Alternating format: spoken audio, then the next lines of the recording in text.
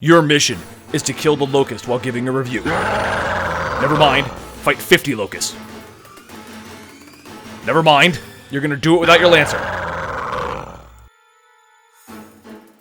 Now you have to do it naked. What? No, I'm keeping my clothes. No, that's not how the story goes. No.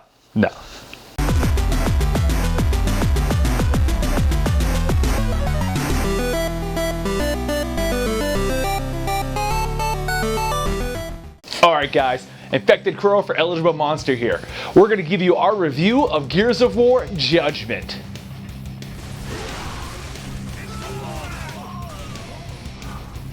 Anybody else's bullshit detector just go off?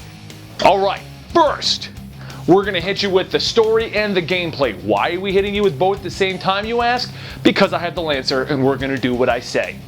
But seriously, because the story and the gameplay are very much interweaved in this one. Zodical and I are pretty divided on this. First off, if you're a fan of Horde mode, then you're going to love this game. If you got tired of Horde mode in the last game, then you're not going to enjoy it that much. Basically what happens is the game is broken down to about 5 missions. Each mission has about 4 to 7 different levels inside of it. Each level is another Horde style mission. It literally goes like this. We were walking in to fight the locusts, when out of the blue we got attacked by 2 serpentines.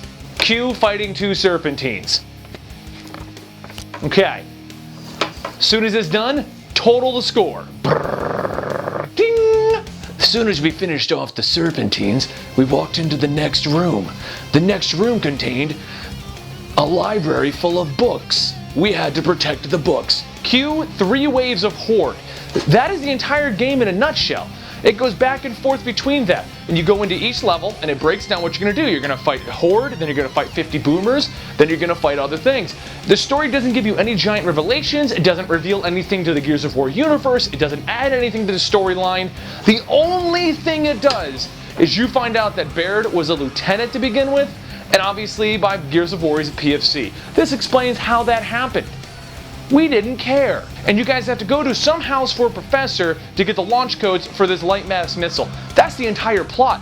They explain it at the beginning of the game, because the beginning of the game involves Baird getting arrested with Cole. They're all arrested, ready to start, and they tell you how the game's gonna end. They open the game with the ending. It's like, yes, Baird had to use the light mass missile, and we don't approve of that. We're now gonna put him on trial. Okay.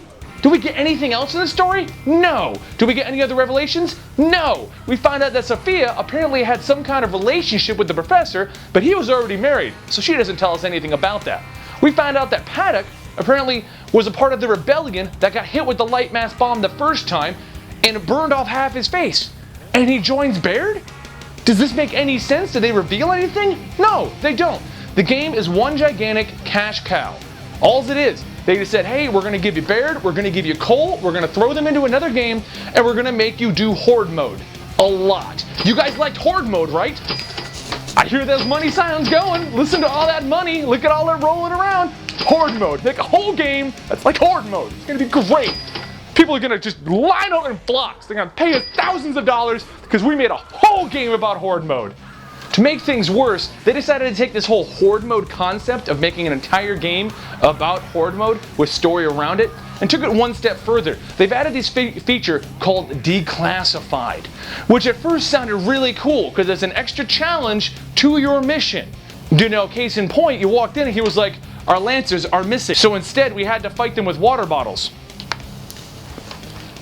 And by doing this mission, you get additional stars. Stars are then used to unlock more unlockables. After getting so many stars, you even unlock a bonus mission that explains what happened with Baird during the Gears of War 3 campaign.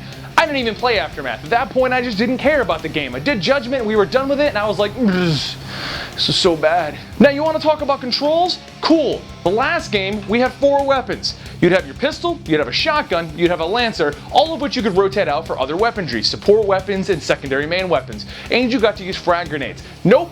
They decided that that's too complex. They've decided to make it so that now you've got your lancer by default and a shotgun, and that's all you get. And you get frag grenades. That's it. And we moved the buttons. Now it's on the Y button. Why is it on the Y button? Did the D-pad not work? Was the innovative control screen from the original Gears that other games have copied was too much for the new generation? Is that what happened? I don't know. maybe you could fill me in. What are your opinions about the control screen? Does it matter that much to you, or do you not care? Overall, what we're left with is about a 5 to 6 hour experience of a story mode, which is built entirely around a horde mode, doesn't add anything to the Gears universe, doesn't give you anything on the storyline, doesn't even touch on anything, and yes, I get it, it's a prequel, but we still could have had some more reveals to the main overall storyline for Gears. You throw in some declassified missions to add challenge, they aren't even that challenging really, there was only one declassified mission that Zodical and I got stuck on. In the end, you literally just paid for something with the Gears name on it. It doesn't even really feel like a Gears game. You want to know how this game is in multiplayer? Well, let me tell you. First off, you're going to get hit with about a couple of unlockables. You're going to walk in there and you're going to see, oh wow, there's like 30 skins for my Lancer. Yes, 30 skins. Then they're going to go, earn this one. And you're going to be like, okay, cool. And they're going to be like, earn this one. You're going to be like, all right, cool. And then they're going to be like, go to the Xbox Live Marketplace and buy this one. Buy this one. Buy this one. Make sure you buy this one. Hey, and while you're here, go buy those skins for Marcus and go buy some Baird skins. Oh, and then go buy some extra little boxes so that you might get XP or you might get more skins. It's like buying a grab bag on Gears of War. It's so stupid. Now you might be saying, hey, this is what games are going to. Mass Effect 3 gave me the option to buy my multiplayer stuff. So did Dead Space 3. Battlefield's got the options for that. It's kind of an EA trend, so why wouldn't they take this idea? The reason is simple. When you're playing Mass Effect 3 and you're playing Dead Space, they aren't shoved down your throat. You have to go looking for that. Most of the options, they're there, and you can earn them with in-game money. The options for the extra skins, for Lancers and character skins, no.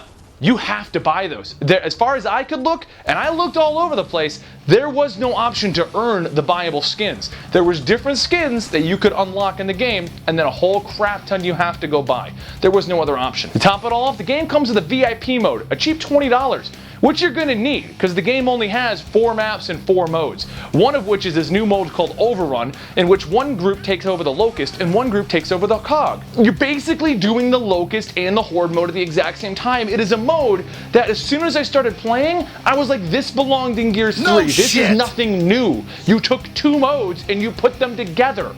That's it. Where's the challenge in that? You didn't add anything to the game. In the end, we're extremely divided on this. Zodical went crazy on the Horde mode in Gears of War 3, so she already traded her copy in. I didn't go crazy on Horde mode in Gears 3, so I'm still playing it. I'm not happy about it, but I didn't get to play Gears 3 like everyone else did, so I am enjoying it to that extent. So in the end, we're going to give this one an eligible monster. Decide for yourself, because we can't give you a verdict. I keep it, she wants to get rid of it, I've got problems with it. In the end though, it's still Gears to an extent. You're going to play it, you're going to reminisce, you're going to be like, I miss Gears 3, but no one's playing Gears 3 anymore. So if you want to play Gears, you're stuck playing this piece of crap. That's what it comes down to. If you want to meet me on survival mode, look up my gamer tag. I'll play it with you, because I didn't play Gears 3, and I somewhat enjoy this. But I'm not buying any of the extra stuff. You can keep all that, Microsoft. Alright, so that's our verdict on this one, guys. We're divided on it. If you liked Gears, and you liked Horde mode, then you'll probably enjoy this game to an extent, but the whole time you're going to be sitting there missing Gears 3, wondering what happened to our gaming community in which now you have to go buy everything after you bought the game. Why am I spending $60 on Judgment, and then I got to spend $20 on a VIP pass, then I got to go buy playlists and skins, and I don't know, maybe the VIP contains all of that, but either way, even if that's the case, the VIP gives you everything, you're still spending $80 to play this game, and I am not happy about that. I do like Horde mode, so I am enjoying the main campaign. There is no story, nothing extra to the thing. It's really a mixed bag. So for this one, we're just not gonna have to reload. We're going in there with no ammo. End of the line, folks.